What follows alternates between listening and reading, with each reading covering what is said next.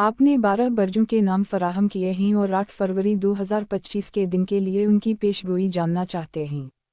ذیل میں ہر برج کے لیے مختصر ذائچہ پیش کیا گیا ہے۔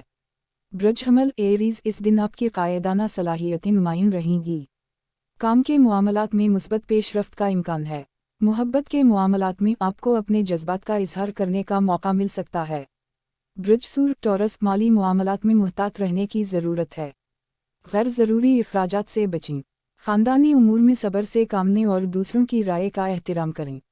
برج جوزا جیمنائی، آج کا دن تخلیقی سرگرمیوں کے لیے موزوں ہے۔ نئے آئیڈیاز پر کام کریں اور اپنی صلاحیتوں کا بھرپور استعمال کریں۔ دوستوں کے ساتھ وقت گزارنا خوشگوار رہے گا۔ برج سرطان کینسر، گھر اور خاندان پر توجہ مرکوز رہے گی۔ گھر کی تزئین و آرائش یا خاندانی منصوبوں پر غور کرنے کا اچھا وقت ہے۔ صحت کا خیال رکھیں اور متوازن غذا کا استعمال کریں۔ برج اسد لیو، آج آپ کی مقبولیت میں اضافہ ہوگا۔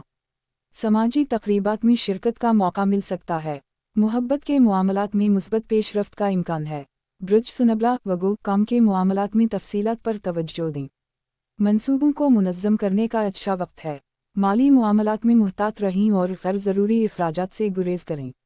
برج میزان لبرا، آج کا دن تعلقات کے لیے اہم ہے۔ شراکت داری میں توازن برقرار رکھنے کی کوشش کریں۔ محبت کے معاملات میں آپ کو اپنے جذبات کا اظہار کرنے کا موقع مل سکتا ہے۔ برج عقرب اسکارپیو، آج آپ کی توجہ گہری ہوگی۔ تحقیقی کاموں یا رازوں کو جاننے کی کوشش میں کامیابی مل سکتی ہے۔ صحت کا خیال رکھیں اور آرام کے لیے وقت نکالیں۔ برج قوس سیجیٹیریس، دوستوں اور گروپ سرگرمیوں میں شرکت کا موقع مل سکتا ہے۔ نئے لوگوں سے ملنے اور نئے آئیڈیاز پر غور کرنے کا اچھا وقت ہے۔ سفر کے امکانات بھی موجود ہیں۔ برج جدی کیپریکون، کام کے معاملات میں پیش رفت کا امکان ہے۔ منصوبوں کو آگے بڑھانے کا اچھا وقت ہے۔ خاندانی امور میں صبر سے کام لیں اور دوسروں کی رائے کا احترام کریں۔ برج دلو ایکویریس، آج کا دن تعلیم اور سیکھنے کے لیے موزوں ہے۔ نئے کورسز یا مطالعہ پر غور کریں۔ سفر کے امکانات بھی موجود ہیں۔ برج حوت پائسیز، مالی معاملات میں محتاط رہنے کی ضرورت ہے۔ سرمایہ کاری کے فیصلوں میں سوچ سمجھ کر قدم اٹھائیں۔ محبت کے معاملات میں آپ کو اپنے جذبات کا اظہار کرنے کا موقع مل سکتا ہے۔ یہ عمومی ذائچہ ہے اور ہر فرد کی ذاتی کنڈلی کے مطابق نتائج مختلف ہو سکتے ہیں۔